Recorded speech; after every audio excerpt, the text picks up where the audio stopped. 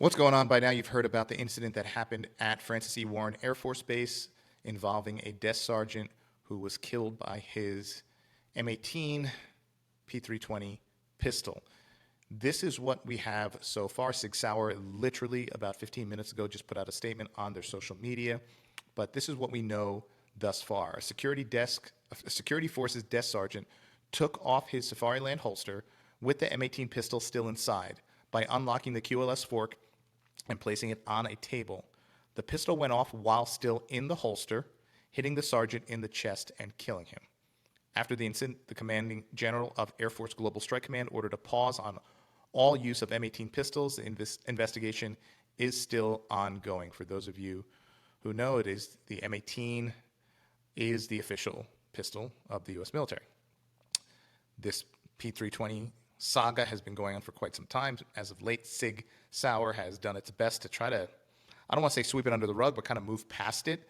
However, many people on social media were not allowing that, and Sig Sauer just put out a statement, and I will read that statement to you. This is on their Instagram. Our hearts are with the service members and families impacted by the recent reported event at the F.E. Warren Air Force Base. We proactively offered assistance to the U.S. military as they investigate the incident and remain willing to help in furtherance of their ongoing inquiry. We have absolute confidence in the military's ability to conduct a thorough investigation and are working with the Air Force and Army to answer any of their questions. This is almost unbelievable. So we have over 100 incidents of people claiming they've been injured by their P320. Back in October, I believe it was a Pennsylvania man that said that his wife filed a lawsuit saying that he was killed by his 320. This is that story. Roman Neshin, 41, died October in his Bucks County, PA home after a bullet fired from his Sig Sauer P320 pistol pierced his groin and punctured his femoral artery, according to the lawsuit and an interview with the widow's attorney. The popular Sig Sauer handgun is tied to more than 100 accidental shooting injuries, and they are now facing yet another lawsuit.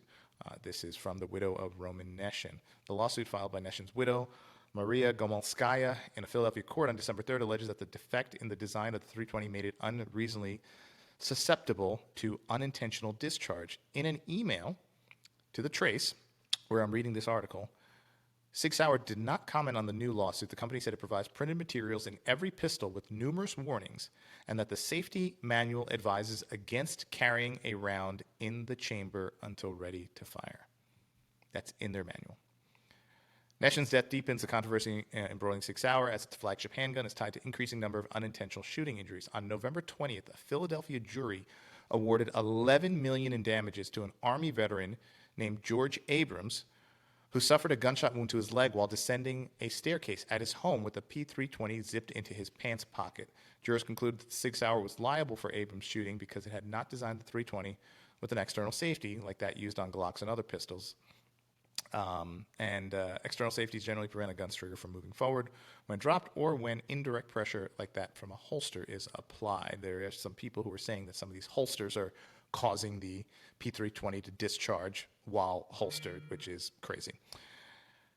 In April 2023, an investigation by the Trace and the Washington Post revealed that more than 100 people had alleged that 320s had fired on them without a trigger pull, resulting in at least 80 injuries. Sig Sauer has maintained that the incidents were the result of unsafe handling and the P320 is safe to use. They have vehemently claimed that and denied that there is any issue with the 320 pistol. But in the years since, the number of shootings and injuries has continued to grow, and at least 15 additional plaintiffs have sued the gunmaker as evidence has surfaced of at least 20 additional injuries. P320 is one of the most popular guns in America, owned by hundreds of thousands of civilians and used by officers at more than 1,000 police agencies. On the day after the Abrams verdict, the Fraternal Order of Police, the nation's largest law enforcement group, sent a letter to Sig Sauer requesting an accounting of measures taken by the company to address widespread concerns about the 320's safety. The letter cited a recent decision by the Washington State Criminal Justice Training Commission to temporarily suspend the use of the gun in training facilities following a number of unintentional shootings across the state. These reports, quote from that letter, these reports raise serious questions about safety and the reliability of the 320. These concerns must be addressed promptly and transparently to protect officers and the communities they served. In June, a Georgia jury delivered Sig Sauer its first legal loss, awarding $2.3 million in damages to Robert Lang, whose holstered 320 fired a bullet into his thigh as he attempted to remove the gun from his waistband. Days later, New Hampshire Public Radio revealed that 9 U.S. military personnel experienced unintentional discharges with a military variant of the gun, which includes an external safety. The shootings collectively injured 5 soldiers. 2 shootings in the Austin, Texas area prompted the Marble Falls Police Department to abandon the P320 as a duty weapon in September. One of the shootings involved a Marble Falls High School resource officer whose gun discharged at a school football game. In late November, the Derby Police Department in Kansas made a similar move, switching from Sig Sauer to Glock due to concerns about the 320's safety.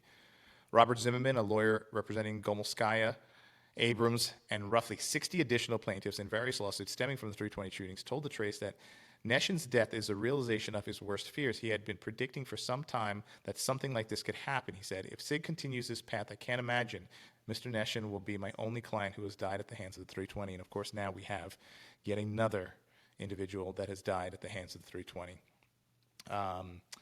So Sig said it plans to appeal these verdicts, of course, which is commonplace. And that's it. I mean, it's unbelievable. Let's see. Only one other P320 shooting lawsuit has reached a jury verdict, a 2022 case out of New Hampshire involving a man who was shot while trying to remove his holstered gun from his waistband. The case alleged a different kind of defect than that of Lang's and Abrams' suit, and the jury decided in Sig Sauer's favor. At least 12 other cases against the company have been dismissed. Absolutely unbelievable here. Just another nightmare of a situation for Sig Sauer. And you have just a complete you-know-what storm happening right now as we speak. Why would the U.S. military continue to have this on soldiers knowing that this is happening? It's just absolutely insane. A lot of people, of course, very upset about this. A lot of people have been saying for quite some time that the military should take action regarding the P320. And a lot of people have said that if they don't, someone was going to end up getting killed. And unfortunately, the absolute worst has occurred, and they are right. Someone has now lost their life. And I don't even know what to say. I really don't even know what to say. So I'm getting more information. As those of you know, my former relationship with Sig Sauer and some of what happened there. Those of you who know the story. And so I'm getting information in bits and pieces, trying to reach out to some people in the industry who know more, and I will share that with you as I get that in. Everything is, of course, anything that I'm bringing to you is going to be, factual reporting, just like I'm reading this report right now to you and reading this article to you about these cases. So if you know anything, or you have any maybe events that have occurred with you, with your Sig Sauer or your P320, and share it here, or maybe someone you know. I will continue to bring this to you as I get more information. Thanks. Make sure you subscribe and all that stuff so you get updated when I drop new videos. And most importantly, be safe out there.